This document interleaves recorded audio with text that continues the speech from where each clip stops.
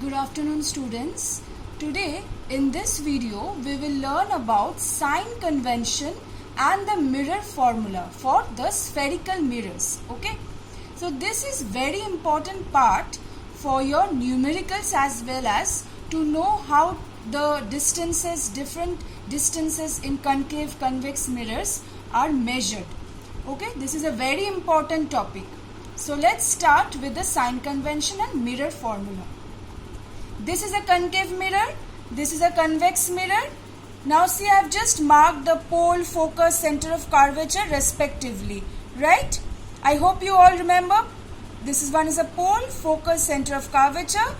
Pole, focus, center of curvature. Now see, the distance between the pole and the focus is the focal length. And here it's the focal length. We denote the focal length by small f. We denote the focus by capital F and focal length by small f. And radius of curvature is the distance from the pole to center of curvature. This one, radius of curvature, pole to center of curvature, radius of curvature. We denote by small r.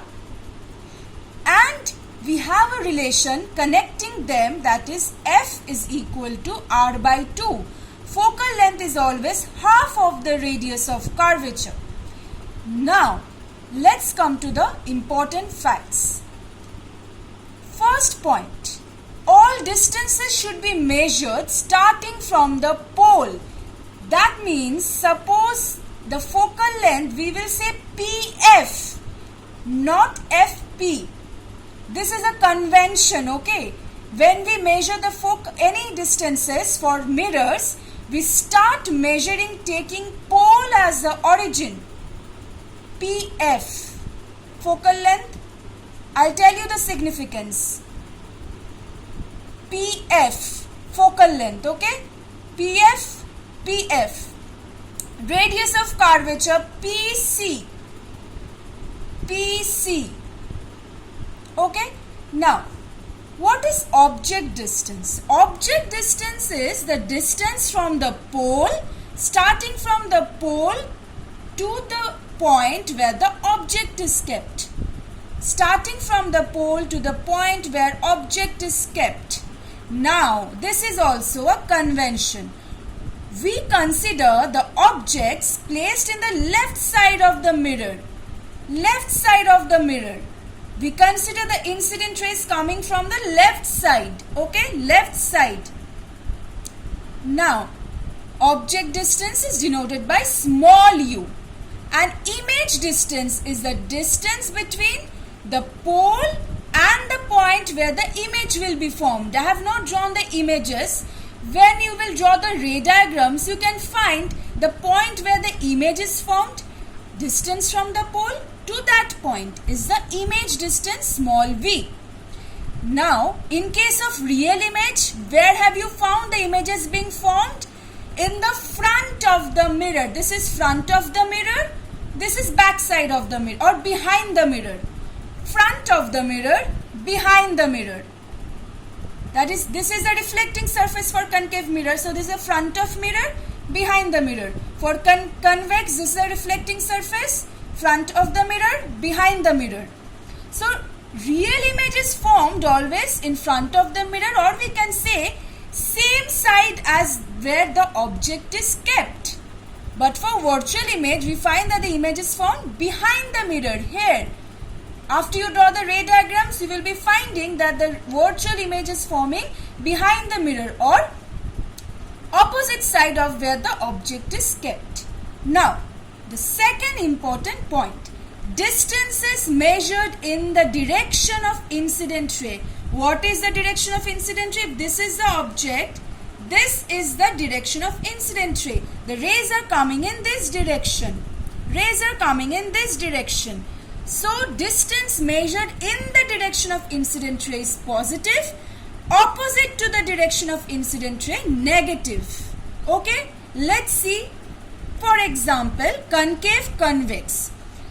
Concave mirror or convex mirror, for both the cases, object distance. This is the object. So from P we will measure the object distance. we are going to this side. See, we are measuring this side, whereas the direction, incident ray direction, this side. Isn't it opposite to the direction of incident ray? Negative. For both the cases, U is always negative because it is kept in the left side. We will have to measure starting from the pole. If we take the measurement, it will be negative. Now the image distance. Image distance for convex virtual images are formed. We have found always. For virtual image, where is the image being formed? Behind the mirror. Behind the mirror. Somewhere here, anywhere. That means if we start measuring, you remember distances should be measured starting from pole. Start measuring from pole to this direction. We are going to this direction to measure the image distance. Incident ray is in this direction only. Isn't it in the same direction of the incident ray? That is why for virtual image, V is positive. So concave mirror forms both real and virtual image. When it is forming virtual image, V is positive. Real image, V is negative. Obviously, real image will be formed in the side of the mirror. See, it's formed here. We have to measure from pole to this point. Pole to this point. We are going opposite to the direction of incident ray. I have marked the incident ray direction for you.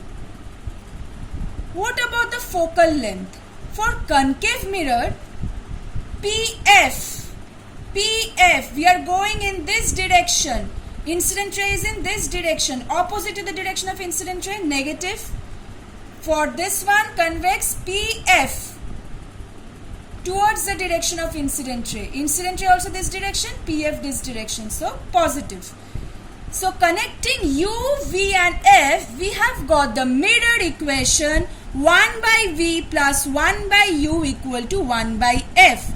Now, the proof of this equation is not in your syllabus. You just need to know the formulas. No proof required.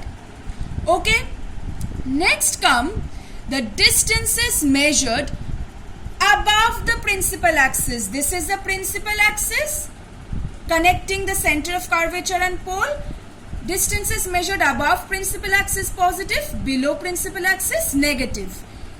Now comes another formula, linear magnification. That means M is equal to I by O. What is I? I is the size of image and O is the size of object. That means how much magnified my image is becoming after reflection. Okay. Suppose I by O is 2. That means my image is 2 times magnified. Right? The size of image is 2 times greater than the size of object. It can also be written as minus V by U. No derivation required. You just need to know the formulas. Okay? Now see, size of object will always be positive because object we always keep like this above the principal axis. We don't keep the objects in our whatever mirrors and whatever ray diagrams we have done. Always we have kept the objects above the principal axis like this. So always positive. But the size of image, that is I can be positive or negative. When can it be positive? When you will find that the image is upright image.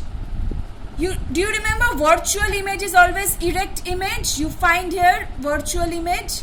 So see, above the principal axis, positive. But for real image is always inverted. For real image, when it forms inverted image, real image always is inverted, same side of the mirror. That means, see, below the principal axis, that means negative. Okay, so this 3 formulas, F equal to R by 2, 1 by mirror equation, 1 by V plus 1 by equal to 1 by F, and the linear magnification, the 2 forms. Remember this, and the sign conventions are very important. When we will do the numericals, say for this one, for example, we will have to substitute the values along with the signs. But say if we have to find V, U and F are given. First we won't put the sign of V. We will get the sign automatically after we substitute the values of u and f with proper sign. So in the numericals, whatever is asked from you, okay, say among v, u and f, anyone is asked, we will not put the sign for that in the beginning, because in the answer we will get the sign along with the value automatically. Okay, so this is all for the sign convention and mirror formulas and the three formulas. So that's all for this topic.